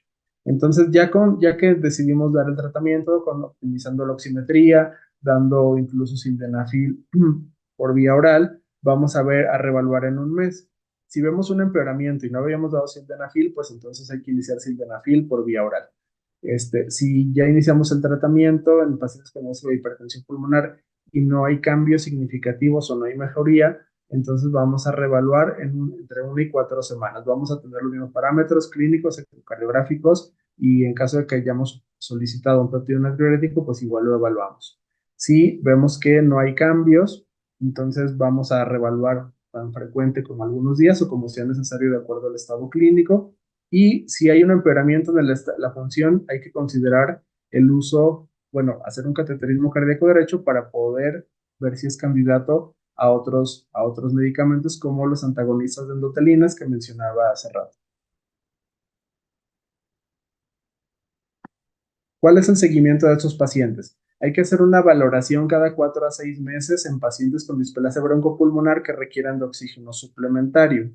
En pacientes con diagnóstico de hipertensión pulmonar, inicialmente cada semana de acuerdo a la evolución clínica, y si el paciente se mantiene estable y no hay un deterioro importante, 1 o 2 veces por mes. Y dependiendo de la severidad, como mencionaba, contar con estudios de laboratorio como péptido natriurético, que nos puede ayudar, que esto tiene una clase de recomendación. Muy bien, bueno, y como conclusiones, no hay que olvidar la necesidad de valoración ecocardiográfica para descartar hipertensión pulmonar en pacientes de riesgo. Recordemos que, bueno, es importante hacer eh, que sea una evaluación adecuada por cardiólogos que tengan experiencia en recién nacidos, porque, bueno, hay muchos sesgos y muchos errores diagnósticos por cardiólogos que no tienen esa experiencia. Es muy importante recordar, hay un sobrediagnóstico de hipertensión pulmonar, tanto en recién nacidos sin displasia como en recién nacidos con displasia. ¿Por qué? Porque el parámetro más importante cuando son pacientes mayores de 3 meses de edad es la velocidad de regurgitación o de insuficiencia tricuspidea. Eso nos permite estimar la presión pulmonar en pacientes de esta edad y es el parámetro más importante, además de los otros que ya mencionamos, pero en recién nacidos probablemente los más importantes son los datos indirectos. ¿Por qué? Porque yo puedo tener varios datos indirectos de hipertensión pulmonar o diversos criterios ecocardiográficos y no correlacionarse con una velocidad importante de regurgitación o insuficiencia tricuspidea. Entonces, si yo solo tomo, como se hace en muchos, en un grupo de edad mayor, el gradiente pico de insuficiencia tricuspidea para estimar la presión pulmonar, entonces probablemente yo subdiagnostique a estos pacientes. Por eso es importante, bueno, que sea una valoración dirigida por personal que tiene experiencia. Realizar en el momento oportuno, como ya vimos en estos pacientes en cuanto cumplen el criterio de displasia broncopulmonar y si, o al momento de la alta hospitalaria, si es que todavía no es posible hacerla hasta el tiempo que marcan las guías. Y bueno, es un área de oportunidad muy importante para dar un seguimiento integral en unidades especializadas. ¿Por qué? Porque muchas veces, o cada vez hay más clínicas y lugares donde se hace un seguimiento integral a estos pacientes. Sin embargo, en ocasiones se olvida un poco que por los antecedentes y con el diagnóstico de displasia broncopulmonar, es un parámetro muy importante evaluar, ya que como vimos, la mortalidad una vez establecido el diagnóstico puede llegar a ser muy elevada si es que no se da el tratamiento adecuado. Y obviamente tiene que ser en conjunto con los servicios que dan seguimiento a los recién nacidos prematuros, porque tenemos muchas otras comorbilidades, pero sí que esté integrado por lo menos un grupo que incluya un cardiólogo con experiencia en este grupo de pacientes. Gracias. Muchas gracias a la doctora Apolonia, al doctor García. Vamos a pasar a la sección de preguntas y respuestas. Antes vamos a dar rapidísimo unos avisos. Bueno, de la misma manera, hacer notar que esta sesión fue organizada por el Hospital de Ginecobstetricia Luis Castelazo Ayala y su servicio de cardiología perinatal. Vamos a tener como parte de los cursos que estamos haciendo la asociación con el Instituto Nacional de Perinatología, los cursos de Point of Care. Vamos a tener el de ultrasonido cardíaco básico y accesos vasculares el 20 y el 21 de mayo. Pronto van a estar ya en redes los requisitos. Y las siguientes sesiones organizadas por el Instituto Nacional de Perinatología y la asociación, vamos a ver en mayo actualidades de ventilación de alta frecuencia con volumen garantizado comandado por el doctor Izaguirre. Y en junio vamos a ver todo acerca de transporte neonatal comandado por el doctor Gavino Yescas.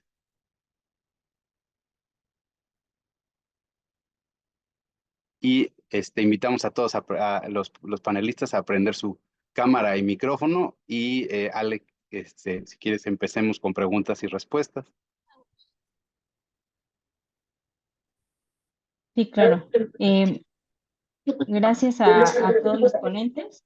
Vamos a empezar con la sesión de preguntas y aquí la primera pregunta es para el doctor Dylan, no, perdón, para el doctor Rogelio. ¿Qué tan limitante es no, es para la doctora Polonio. ¿Qué tan limitante es el uso de oxígeno durante la evaluación del tamiz cardiológico?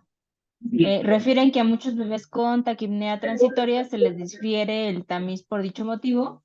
Y otra pregunta de esa misma persona es ¿qué tan válidos son los tamices después de los 7 días de vida? Ok, bueno, en relación a la limitante del oxígeno, sabemos que, ¿por qué no hacer el tamiz cuando están con oxígeno? Pues porque obviamente lo que nos está midiendo es la saturación y con el oxígeno pues va a salir con una saturación muy buena y pues no vamos a tener el resultado. Entiendo perfecto su pregunta porque es algo que nos pasa con mucha frecuencia. En la gineco tenemos muchos bebés que están con un periodo de transición alterado y que reciben un periodo quizás muy breve de oxígeno y durante este periodo pues ya no se puede realizar el tamiz, pero algo que nosotros propusimos en conjunto con Roberto fue decir, bueno, el bebé estuvo con oxígeno, ya se le retiró el oxígeno, si es posible dejar que pasen 24 horas sin oxígeno, lo que nos decían es que hay ocasiones en que ese mismo día se va de alta, ¿ok? todo lo que pedimos fue que después de 60 minutos sin oxígeno se pudiera realizar el tamiz cardiológico. Y también recién acabo de dar la misma plática con enfermería y me dicen, es que hay veces en donde están 5 días con oxígeno. La verdad es que en mi caso, la mayoría de las veces cuando mis compañeros tienen algún bebé que ya lleva tanto tiempo con oxígeno, ya me piden valoración, pero pensando en que estuviese cursando con hipertensión pulmonar. Entonces, como quiera, va a tener la valoración. Aquí ya no se va a hacer el tamiz, porque justo ya le hicimos una valoración, pero el motivo fue diferente. ¿Y hasta qué edad se puede realizar el tamiz cardiológico? Justo por eso les puse el ejemplo de este bebé, o comentaba el doctor que qué tan válido es realizarlo después de los 7 días de vida. Justo por eso les presenté este caso de este bebé con 9 días de vida y que todavía parecía como si no tuviese nada, a pesar de estar cursando con una cardiopatía congénita crítica, y eso porque el conducto arterioso tenía un tamaño impresionante, era un conducto perfectísimo, el foramen oval súper permeable, y en ese momento el bebé no estaba presentando ninguna manifestación. Todos los cortocircuitos, las resistencias vasculares pulmonares estaban a su favor para que él aparentara no tener nada. Sin embargo, pues tampoco vamos a decir que eso lo escuché alguna vez en alguna sesión y desde ese momento no estuve de acuerdo, en donde decían que si a los 9 meses le puedes hacer el tamiz, claro que no, a los 9 meses ya no tiene ningún sentido. El tamiz es mientras los cortocircuitos y las resistencias no te permiten que el bebé presente sintomatología o exprese sintomatología. A los 9 meses ya te manifestó algo. O ya sopla, o ya está desaturado, o ya tiene datos de bajo gasto, o ya te presentó algo. Y por lo tanto, pues mi sugerencia sería que mientras esto puede estar presente, principalmente las resistencias, a las 3 semanas como máximo, creo que podría ser una fecha límite para poder realizar un tamiz. Pero evidentemente, si lo podemos realizar de una manera temprana, pues siempre va a ser mejor. Preguntan también, aprovechando, Adri, si no se cuenta con la herramienta del tamiz cardíaco, supongo que se refieren a tener el oxímetro, pues, al equipo, digamos, certificado y así. ¿En qué casos apurarnos y sospechar a que lo valore cardiología?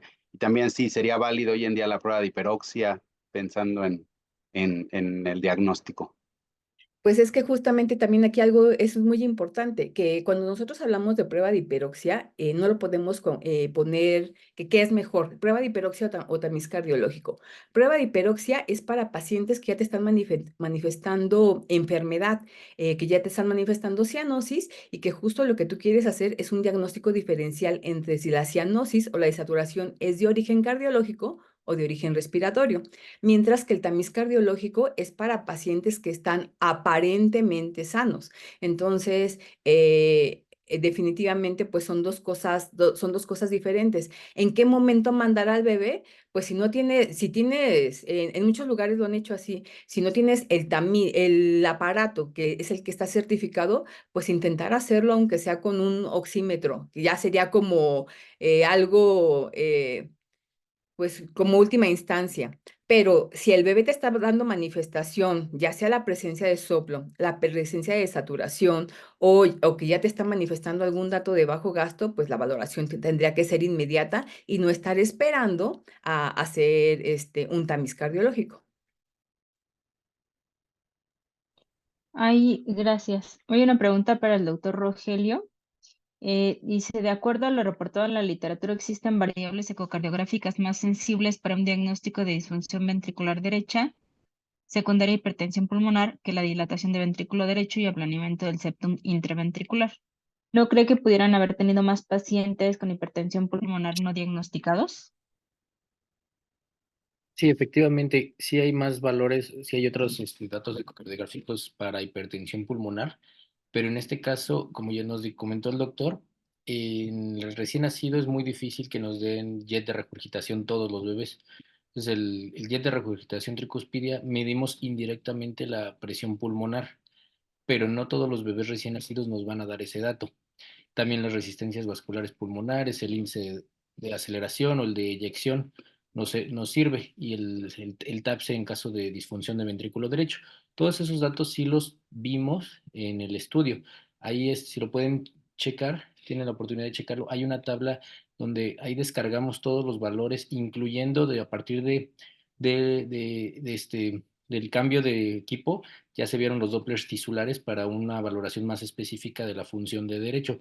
Pero en este caso, en este estudio, como fue retrospectivo, se vio los expedientes de los pacientes que nos pidieron valoración hemodinámica para pacientes que requirieran más oxígeno con displasia.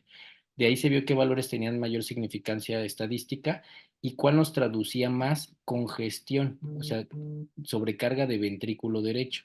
Entonces, los que más traducen congestión, sobrecarga de ventrículo derecho, es la dilatación de ventrículo derecho, el septum plano y sí la alteración en la sístole. Entonces, son los que tomamos más como referencia, y también para el cambio bueno, para ver cómo respondían al diurético. Son los que más nos sirvieron.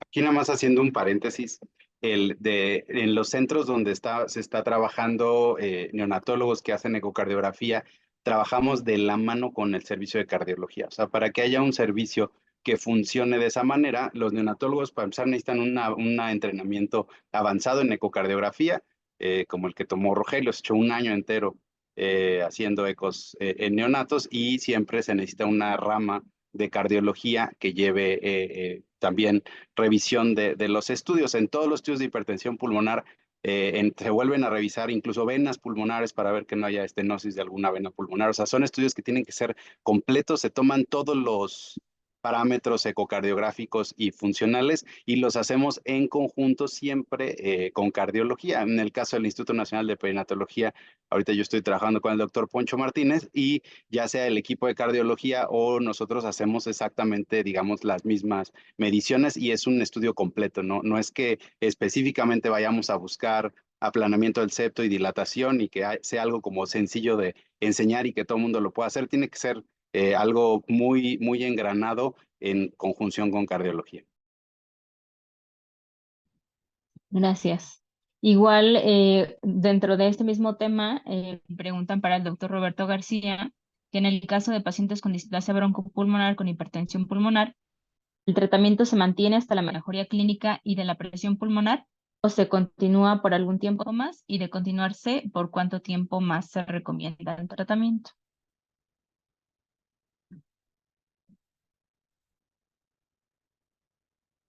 Creo que estás en mute, Roberto.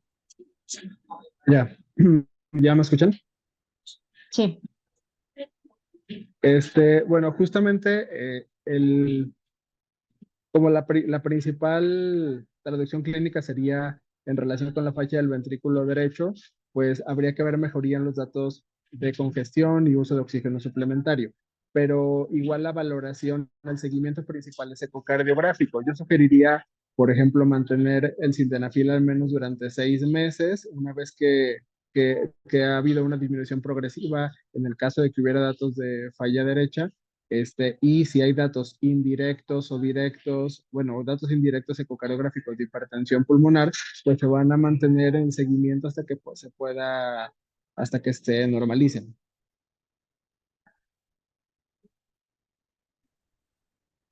Igual, creo yo que pues uno de los grandes problemas por los que ponen aquí en las preguntas es que en muchas ocasiones pues no es tan fácil que lo valore un cardiólogo, ¿no? Por ejemplo, una de las preguntas es aquí que si no se cuenta con ecocardiograma, el sildenafil oral, ¿cómo realizan los ajustes hasta su retiro y en qué tiempos? Solo con el oxímetro, hasta que sea valorado o hasta que sea valorado por un cardiólogo pediatra. Sí, pues, o sea, sí sé que en algunos lugares puede ser complicado que no en todos se cuenta con cardiólogo pediatra o con equipo de ecocardiografía.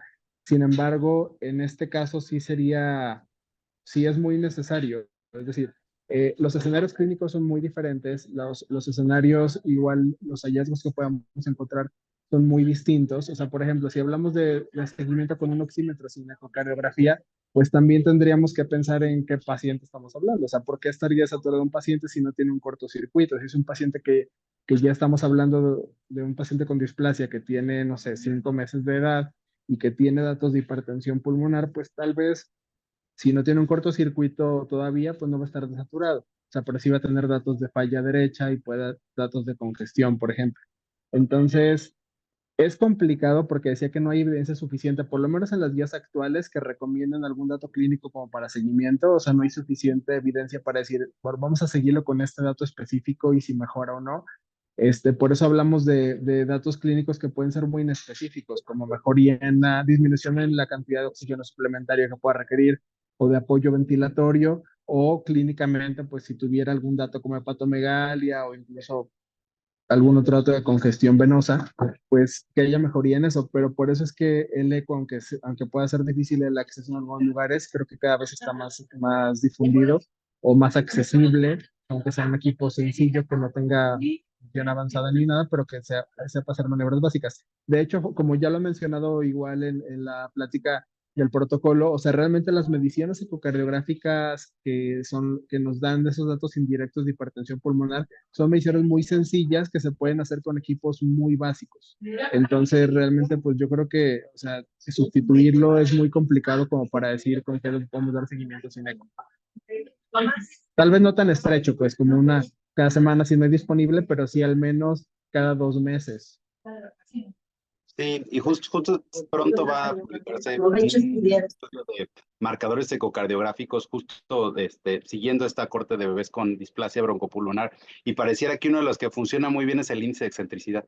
Entonces, que es relativamente sencillo, se hace con una imagen, digamos, en 2D, con un ecocardiograma básico, y muchas de las cosas que de repente se ven de ecocardiografía avanzada pues son bien interesantes, pero a la vida clínica diaria tampoco es que sea algo que se use en el día a día. Entonces tampoco es algo muy sofisticado, es más bien, como dice el doctor García y la doctora Adriana, la persona que además tiene la experiencia, porque sí, los cardiólogos que viven viendo bebés todos los días, la verdad es que es impresionante la experiencia que toman y justo lo que sirve eso para los bebés. Hay una pregunta para la doctora Polonio. Dice, ¿cuál es la incidencia del protocolo en pacientes con cardiopatía congénita compleja que se detectaron con tamiz cardíaco previo negativo y si el tamizaje fetal es más sensible? Hasta el momento no hemos tenido ningún bebé que haya tenido un tamiz cardíaco negativo, pero vuelvo a insistir, seguimos en eso, o sea, seguimos haciendo estudios, porque en muchas ocasiones, pues hay bebés que manifiestan antes, entonces ya no alcanzan el tamiz, pero hasta el momento no hemos tenido. Y justo hace poco, en marzo, hubo un congreso de cardiología en Acapulco y una doctora que está en Sonora, que no recuerdo ahorita su nombre, ella lleva muchísimo más tiempo haciendo tamiz cardiológico y comentaba que hasta el momento a ella no le ha tocado ningún bebé que haya tenido un tamiz negativo y que se ha detectado una cardiopatía congénita crítica, pero digo, es algo que puede presentarse, no es 100% confiable. ¿Y cuál era la otra pregunta, Ok. verdad? Este, que sí, creo que era la misma que comentaste. Y preguntan también que qué monitor se sugiere para para realizar el tamiz cardíaco. Pues el que está certificado, el máximo es el que utilizamos y que ya nos da el, el resultado. Pero pues justo lo que comentábamos, para los lugares en donde no tienen el equipo que ya en automático te da si es protocolo cumplido o no cumplido, pues por eso sí es importante que sepamos cuáles son los criterios que tenemos que utilizar cuando nosotros lo tenemos que hacer prácticamente como de manera manual. Sí. Y lo que preguntaba esa misma persona, la doctora previa, era si el tamizaje fetal es más sensible. Ah, pues cada uno tiene pros y sus contras, ¿no? El tamizaje fetal va a haber cosas en las que no te va a poder ayudar y justo por lo que comentaba. A mí en la gineco de repente me reclaman mucho de, es que ¿por qué no vieron los maternos esto? Pues es que no sabes cuál era la condición de la mamá. O sea, créanme que tiene poquito que me llegó un bebé de 37 semanas, ya lo mandaron con 37 semanas y decían que era un síndrome de ventrículo izquierdo hipoplásico. Yo lo intenté ver y no le vi absolutamente nada. Y cuando digo nada, no se alcanzaba a ver ni el corazón del bebé, porque el bebé venía con el dorso anterior, la mamá tenía un índice de masa corporal en, enorme y pues no pudimos ver nada. Todo lo que le dije fue, pues, si el diagnóstico con el que le enviaron es ese, el pronóstico es malo, pero no se lo puedo garantizar porque no estoy viendo a bebé. Entonces, tenemos que entender que cada uno tiene sus limitantes y por eso uno no excluye al otro. Lo ideal es que tengamos las tres cosas, el tamiz cardiológico fetal, la exploración física que es muy, muy importante y el tamiz cardíaco neonatal. Dentro de las preguntas de displasia, hipertensión pulmonar crónica, les quería preguntar a ambos qué experiencia tienen. Justo de lo que se ha ido describiendo, pues lo intentamos poner en nuestros algoritmos. Entonces, ¿qué tan, o si a ustedes les ha tocado detectar estenosis de venas pulmonares como adquirida después, que sea en el tamizaje de estos niños con displasias? Es una. Y la otra preguntan del fenotipo postcapilar, es decir, antes que estos exprematuros que siguen con dependencia de oxígeno, pero más bien tienen un fenotipo como de hipertensión arterial sistémica, a veces muy manifiesta o a veces simplemente la presión sistólica, o sea, en percentilas altas, y han descrito que estos bebés, los marcadores ecocardiográficos serían más hacia disfunción diastólica del izquierdo y se beneficiarían más como de inhibidores de la enzima convertidora de angiotensina. No sé qué experiencia les ha tocado a ustedes como para poder, qué tan frecuente es. En mi experiencia es poco frecuente. Yo no he detectado así un paciente como muy clásico así, pero como hay varios reportes en la literatura de que es uno de los fenotipos posibles de la displasia, quería ver cuál era su experiencia. Bueno, justo es que exactamente, o sea, como decía, la hipertensión que pulmonar en la displasia, pues aunque se considera del grupo 3, pues tiene una combinación de parámetros hemodinámicos. En la gráfica de los valores de las guías mundiales que veíamos al principio, justamente lo más frecuente es que haya hipertensión precapilar por la remodelada de vasos, disminución del número de vasos pulmonares, incluso pues un incremento en la resistencia de la arteria pulmonar, que sería el patrón, el perfil hemodinámico más frecuente. Pero hay casos que son combinados, justamente como está descrito, en los que hay un involucramiento de una hipertensión postcapilar por elevación de la presión venocapilar pulmonar y que principalmente, o sea, de los casos que más asociado es estenosis de venas pulmonares. Entonces, yo creo que si tuviéramos que elegir un tratamiento, porque por ahí viene la pregunta que si había que definirlo para saber si podía ser útil el vasodilatador pulmonar o no. Yo creo que sería útil en todos. O sea, sería indicado en todos esos casos y ya si nosotros viéramos que hay algún otro fenotipo clínico, como en este caso de hipertensión sistémica, y más aún obviamente estando en idiomas pulmonares, pues entonces combinar los tratamientos. Pero bueno, no, yo no he visto, solo yo vi un caso de estenosis de venas pulmonares, pero fue en hipertensión pulmonar aguda, no fue un paciente con displasia de seguimiento después, o sea, el paciente con displasia no. Creo que igual a mí no me ha tocado ver ningún bebé con displasia. Igual también me ha tocado ver bebés con estenosis de venas pulmonares y que han hecho una hipertensión tremenda, pero no con el antecedente de prematurez y la displasia. También nos preguntaba la doctora Robles que qué experiencia tenían, porque ella pone que el esquema, pone en específico el esquema DART, que se podría asociar a, o sea, esteroides para tratar de retirar la ventilación o disminuirla, se podría asociar a hipertensión pulmonar. Yo solo conozco un estudio hecho justo con esquema DART, que es dosis bajas de dexametasona, donde al contrario, disminuyen las resistencias vasculares pulmonares. Hay que entender que a veces si se usan esteroides a dosis altas, pues sí puede tener efectos en los diferentes lechos vasculares. Yo no sé ¿qué tanto les ha tocado a ustedes o qué tanto creen la interferencia de los cursos con esteroides que puedan interferir con el corazón?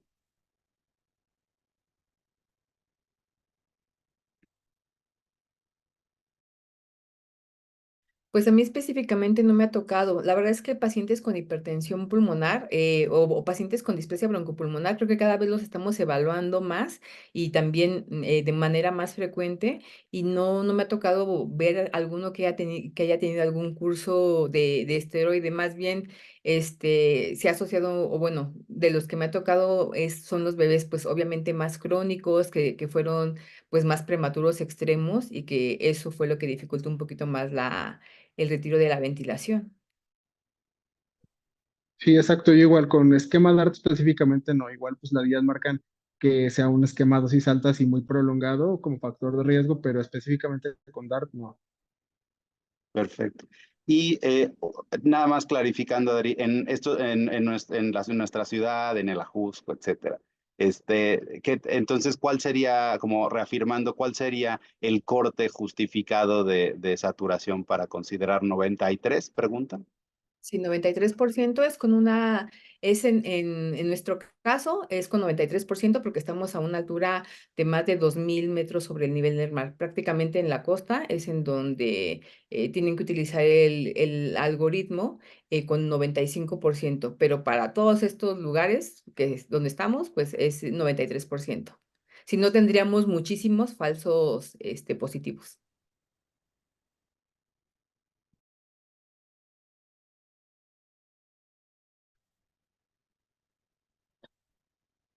Muchas gracias. Creo que esta pregunta no se había hecho. Preguntan si el uso de péptido atrial natriurético pudiera tener cierta utilidad en el seguimiento de los pacientes con displasia broncopulmonar.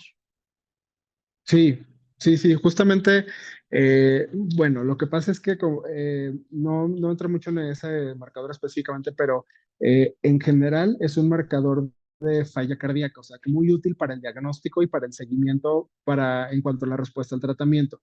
Pero tenemos una limitación, o sea, hay que ver qué edad tendría ese paciente, porque en el periodo neonatal, o por lo menos en los primeros 2 meses de vida, tener un punto de corte ha sido muy difícil, o sea, no, aunque sí ahí se han hecho estudios obviamente y todo, pero todavía no hay algo estandarizado para tener un punto de corte que sea muy confiable para el seguimiento. Si habláramos de un paciente de más de 3 meses de edad, sí podría ser más útil, sobre todo para el seguimiento en caso que sea un paciente que tenga datos de falla ventricular derecha. Recordemos que sería útil si hay datos de falla ventricular derecha. Obviamente, cualquier incremento en un paciente con hipertensión pulmonar y tiene incremento en el tamaño de las cavidades derechas, pues va a elevar el péptido. Pero si ya hay entre más severa la hipertensión, digo, la falla derecha, que va muy relacionado con la severidad de la hipertensión pulmonar, entonces sí puede ser un marcador. La limitante que hay es que pues no está disponible en muchos de los hospitales, es costoso y todavía no está estandarizada la medición en todos los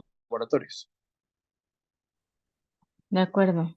Pues muchísimas gracias a ¿Puedo hacer nuestros... un Sí, último comentario? adelante.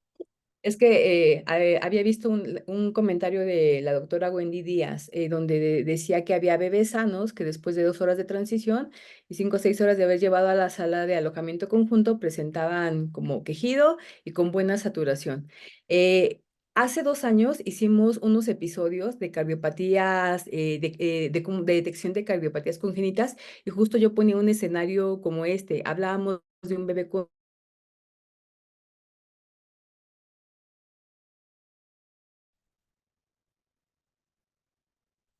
¿Se trabó?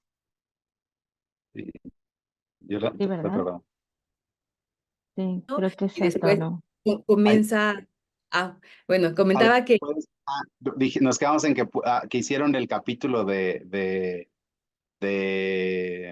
cardiopatías detección congénitas, de cardiopatías sí, congénitas. que está en la Perdón. página, para los que lo quieran ver, Y está en la para que los página. pueda, sí, justo por eso lo comentaba, para, bueno, quien quiera lo pueda retomar.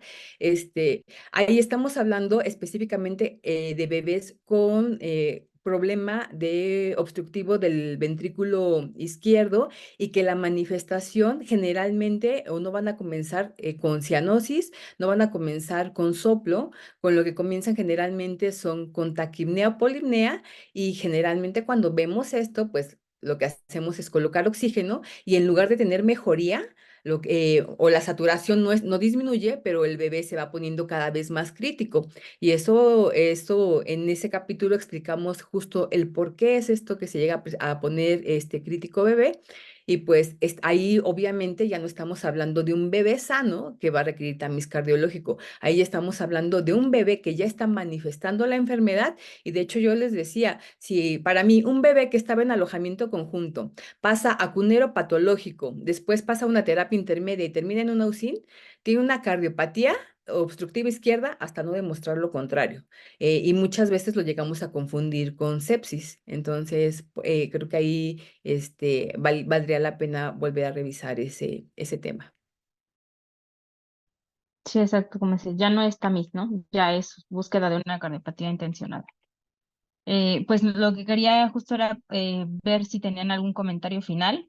Bueno, primero agradecerles el apoyo a nosotros, a la asociación, porque pues la verdad es que justo estamos tratando de trabajar mucho más en conjunto con todos los subespecialistas, incluso con los neonatólogos que tienen otro tipo de habilidades también, para enriquecernos en el manejo de nuestros pacientes neonatos, ¿no? Tanto a corto como mediano y pues largo plazo también. Muchas gracias a los tres y no sé si tengan algún comentario final. Bueno, muchas gracias por la invitación y sí invitarlos a todos a empezar a hacer esta práctica del tamiz de hipertensión pulmonar asociada a displasia broncopulmonar, porque a veces nos olvidamos mucho de esta morbilidad, mortalidad que tienen los bebés. A veces los bebés con displasia de 28, 29 semanas de gestación tienen su displasia, llegan a las 36 semanas y empiezan a requerir oxígeno. Y a veces he escuchado muchos comentarios de, no, pero ya tiene valoración por cardiología y dice que todo está bien. O sea, se obvia que ya se hizo una valoración y que ya no tiene ninguna patología cardíaca o ninguna malformación cardiovascular, pero no vamos tanto a las malformaciones, sino a la función que genera la hipertensión pulmonar, pero ya después, ya asociada por el fenotipo de este tipo de hipertensión. Entonces, sí, invitarlos a hacer un tamizaje, tal vez un poco dirigido, y no a fuerza, o sea, sí sé que en muchos de los hospitales no hay el equipo o el personal, pero sí empezar a pensarlo y a referirlo de una manera más oportuna.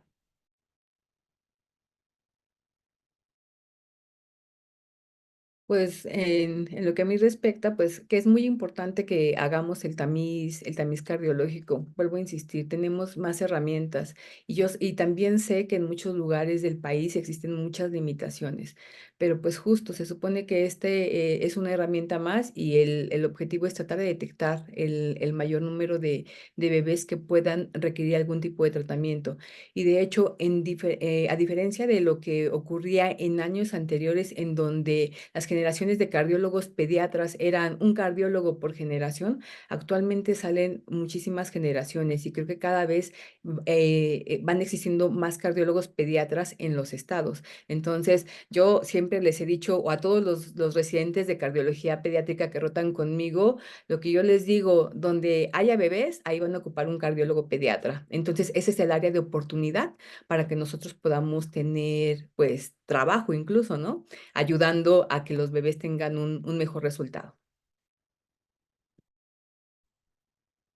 Igual, pues sí, gracias por la invitación y pues justo lo que decían las conclusiones de los hospitales o los sitios que tengan la posibilidad de formar un equipo de seguimiento que sea integral, pues incluso que un cardiólogo forme parte de ese grupo para que vayan haciendo una curva de aprendizaje en la valoración neonatal, porque sí es muy importante, o sea, en general, de forma, digo, no todos los casos, obviamente, pero creo que hay una tendencia a un error diagnóstico de cardiólogos que no están familiarizados o tienen la suficiente experiencia en recién nacidos, tanto en hipertensión pulmonar aguda, que hay un subdiagnóstico, como en la hipertensión pulmonar crónica, que puede haber incluso un sobrediagnóstico, ¿no? Entonces, bueno, creo que es una buena área de oportunidad, como ya hemos comentado. Pues muchísimas gracias, les agradecemos a todos como siempre su presencia y nos vemos el próximo mes. Muchas gracias. Gracias a todos, hasta luego.